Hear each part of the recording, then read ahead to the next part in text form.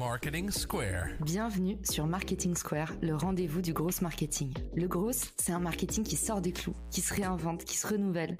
C'est aussi un mindset qui repose sur l'envie de se dépasser, de se détacher de ses opinions une bonne fois pour toutes et d'apprendre en continu. Si tu te reconnais dans cette description, que tu sois débutant ou expert, abonne-toi. Ce podcast va devenir ton meilleur allié.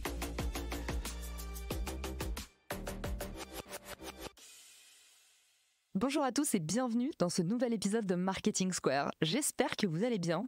De mon côté, ça ne peut pas mieux aller. J'ai eu la chance d'être invitée la semaine dernière à l'événement Adobe Express Maker à Paris et je vous ai rapporté des nouvelles toutes fraîches pour faire de vous de meilleurs marketeurs.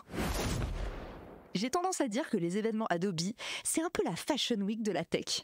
On s'y retrouve pour parler innovation, tech, futur du travail et surtout, on y rencontre tous les plus grands influenceurs du secteur. Vous n'y étiez pas cette année ? Pas de problème, je me suis chargée pour vous de vous en faire un récap ambiancé. Le premier atout qui fera de vous un meilleur marketeur, c'est d'intégrer l'IA, tout simplement. Déjà, pour se décomplexer, il faut bien penser que l'IA, on utilise depuis toujours. Il y a de l'IA sur les réseaux sociaux, sur les moteurs de recherche, dans les suggestions d'achat, les suggestions Netflix. Et si vous ne le savez pas encore, c'est à cause de l'IA que vous avez probablement la honte quand un ami vient mettre le nez dans votre section Netflix et découvre qu'on vous recommande que des séries éclatées comme Le fabuleux Noël de Paddington ou Les Frères Scott.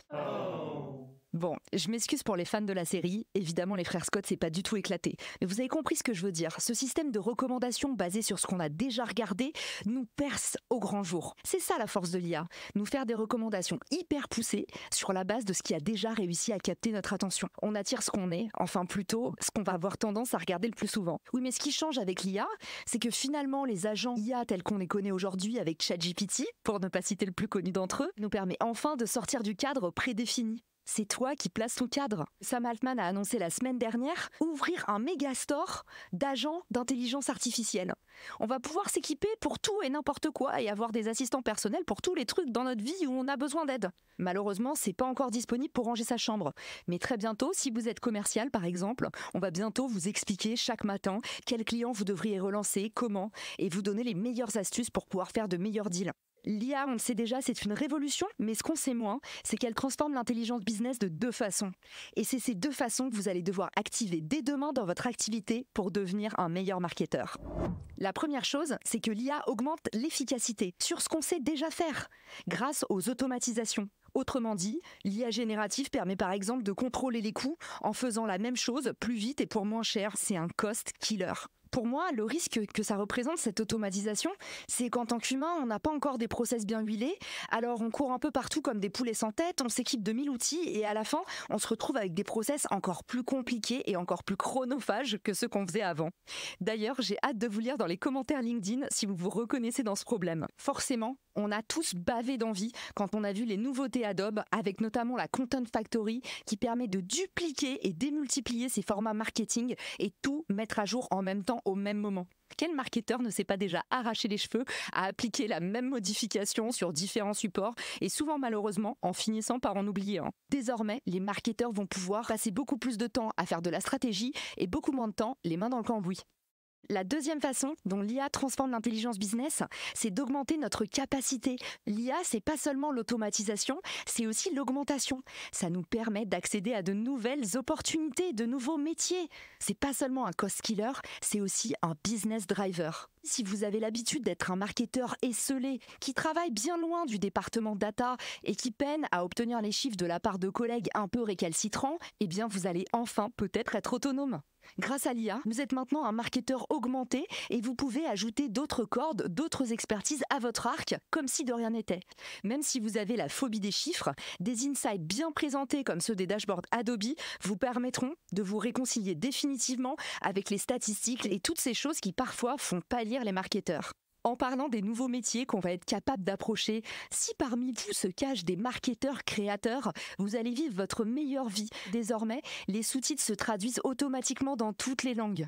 Sur Premiere Pro, vous pouvez traduire l'ensemble d'un contenu dans 45 langues différentes. Il y a aussi des logiciels hallucinants comme Rask qui vont vous permettre de traduire votre propre voix dans des langues étrangères en imitant l'accent et surtout en mimant le mouvement de vos lèvres pour un effet playback encore plus réaliste que Céline Dion au Stade de France. En parlant d'événements sensationnels, Adobe a présenté une robe interactive qui change de couleur à la demande. Je vous l'avais dit, l'IA, c'est pas seulement une expérience optimisée, c'est aussi une expérience augmentée, voire carrément réussir à faire des trucs de fou. Pour tous ceux qui veulent voir en images la robe et les ressources pépites que je viens de citer, rendez-vous dans la newsletter, je vous mets le lien bien au chaud dans la description de l'épisode. Pour clôturer sur les nouveaux métiers que l'IA nous permet de nous accaparer, évidemment il va y avoir un challenge, celui de ne pas toujours comprendre la mécanique de ce qu'on exécute. Imaginez si demain vous vous entraînez à jouer l'apprenti sorcier et à vouloir coder en utilisant ChatGPT, eh bien qui sait ce que les lignes de code que vous allez insérer vont avoir comme effet. Cette image toute simple va vous permettre de vous rendre compte que bien souvent, quand on maîtrise pas très bien l'expertise qu'on prétend avoir, ça finit souvent par se retourner contre nous. Alors si vous jouez à augmenter vos compétences, soyez certain de maîtriser un minimum la mécanique derrière ce que vous faites. Sinon, comme Frankenstein, votre invention pourrait bien se retourner contre vous. Deuxième levier pour devenir un meilleur marketeur, évidemment, se former et s'éduquer. Ce n'est pas parce que l'IA permet d'optimiser ou de mimer de nouveaux savoir-faire qu'on doit s'empêcher de se former. Au contraire, déjà vous l'avez vu cette année, les vrais gagnants sont ceux qui ont déjà compris comment maîtriser l'IA. En 2024, les marketeurs gagnants sont ceux qui vont maîtriser l'art de l'upskill, c'est-à-dire utiliser l'IA pour monter en compétences. Mais rassurez-vous, comme une petite souris, je suis aussi allée écouter à la porte de nombreuses conférences sur l'IA pour pouvoir vous dégoter les top skills du futur selon les experts du domaine. La première, c'est la prise de décision. Nos décisions engagent notre responsabilité. Alors ne laissons pas l'IA décider à notre place. Les leaders qui savent prendre des décisions et agir avec sang-froid seront les performeurs de demain. Tout en sachant que l'IA peut vous aider à la prise de décision. Un truc tout bête que j'applique tout le temps, c'est demander à l'IA de m'aider à prendre une décision et de me poser les bonnes questions pour me faire réfléchir aux enjeux. En mettant les choses à plat, sur le papier ou dans le ChatGPT, je suis déjà dans un process de prendre la meilleure décision pour mon business. La deuxième, évidemment, c'est le design. Aujourd'hui, l'IA ne permet pas de designer, elle permet de générer des designs. Il faut quand même avoir une vraie vision si vous voulez sortir des choses intéressantes de Firefly, de DALL-E ou de Midjourney. La troisième compétence, c'est la créativité. Évidemment, notre intuition, notre sensibilité. L'IA est géniale pour étendre une idée, la dupliquer, mais c'est tout de suite plus challengeant quand il faut lui demander d'avoir des idées.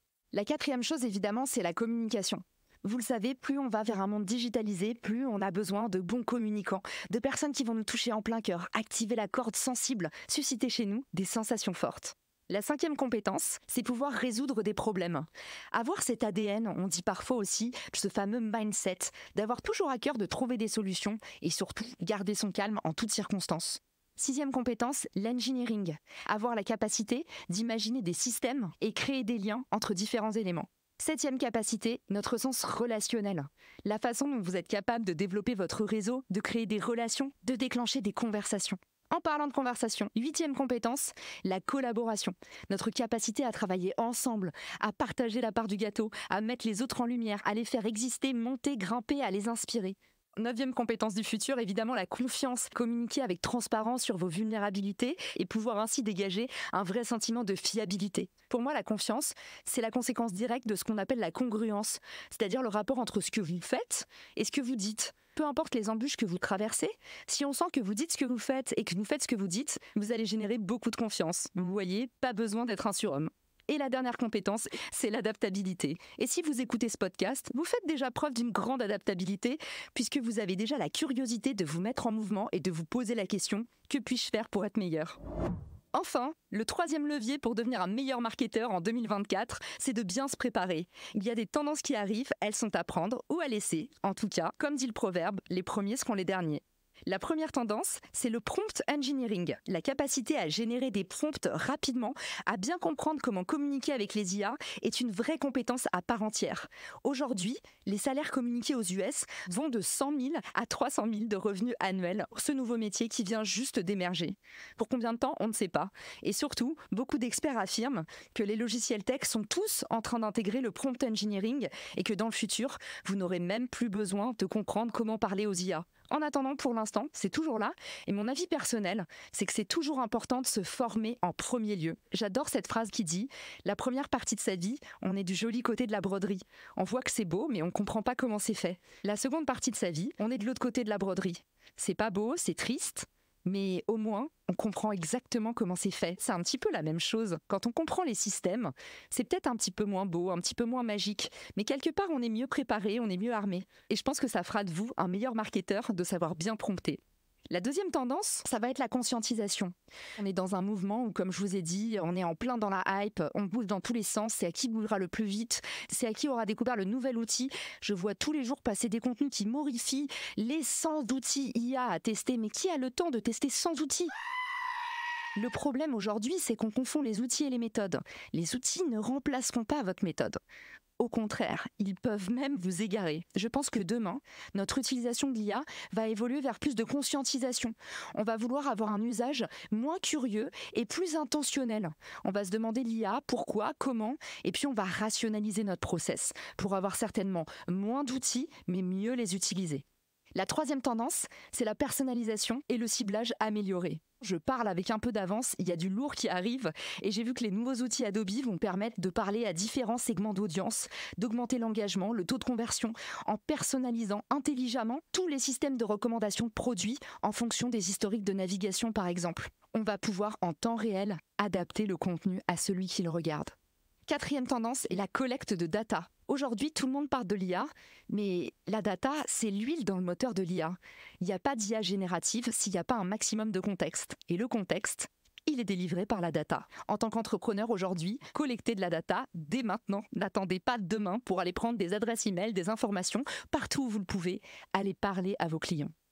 Et enfin, la dernière tendance, c'est que le social media est partout. Il faut savoir que le temps de consommation des réseaux sociaux ne cesse d'augmenter. Aujourd'hui, 59% de la population mondiale est déjà active sur au moins une plateforme sociale. 47% des consommateurs américains ont déjà acheté sur une plateforme sociale. À tous les fans de SEO, sachez maintenant que 47% des 16-34 ans utilisent les réseaux sociaux comme source principale d'information quand ils vont chercher des marques. Et je ne vous parle même pas de la veille ou de l'écoute de la réputation. 82% des adultes âgés de 16 ans et plus vont se renseigner sur les marques sur les plateformes de réseaux sociaux.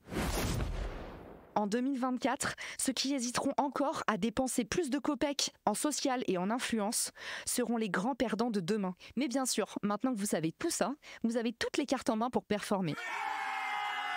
D'ailleurs, j'ai hâte de savoir ce que vous avez pensé de cet épisode hors série. Je vous donne rendez-vous tout de suite sur LinkedIn et pour les curieux, dans la newsletter, là où se cachent tous les bonus de l'épisode. Alors rendez-vous tout de suite de l'autre côté et à très vite sur Marketing Square. Ciao! Si cet épisode te plaît, tu peux le partager en me taguant ou lui laisser 5 étoiles sur Apple Podcasts. Marketing Square.